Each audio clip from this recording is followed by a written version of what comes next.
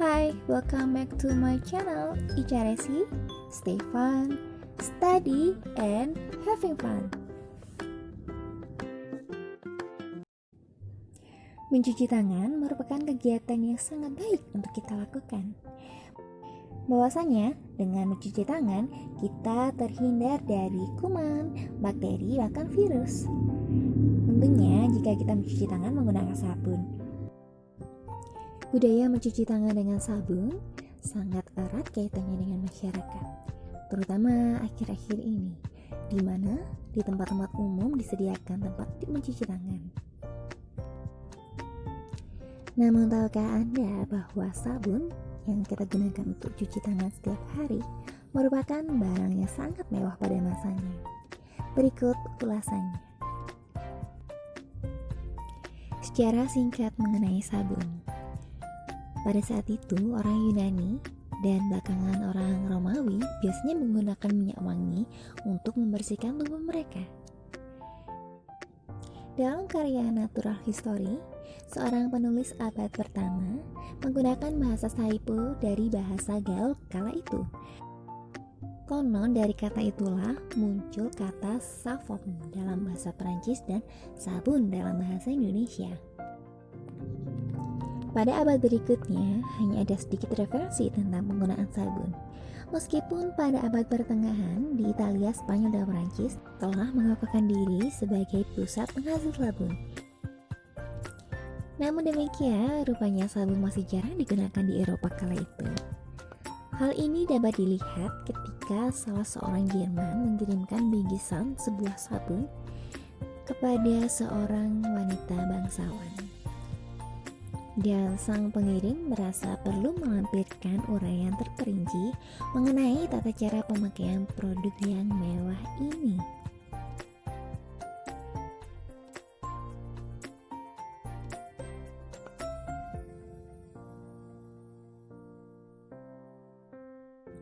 Kala itu, pengguna sabun hanya di kalangan-kalangan tertentu, terutama di kalangan bangsawan.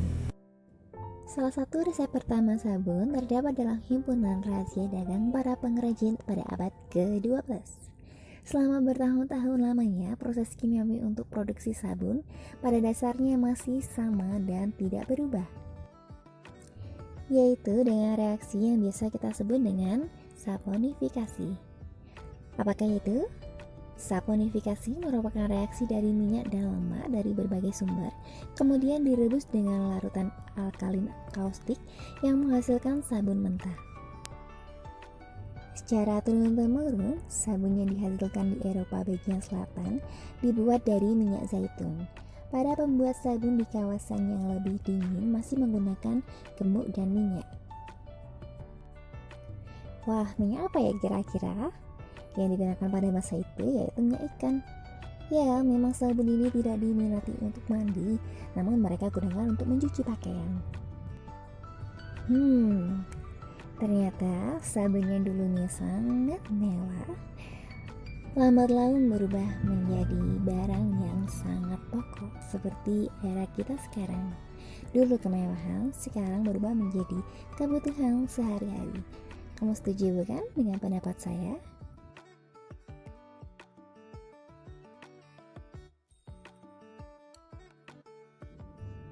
Sabun yang awalnya dari kerajinan tangan kemudian berubah menjadi industri.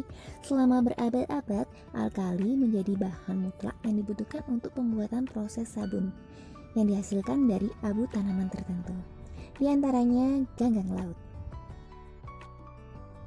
Pada abad ke-18 timbul lonjakan permintaan internasional akan bahan-bahan dasar pembuatan sabun.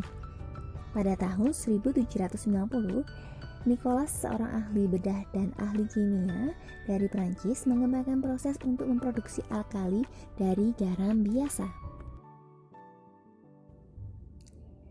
Dewasa ini, para ahli kimia berhasil memproduksi soda kaustik dari larutan garam pekat.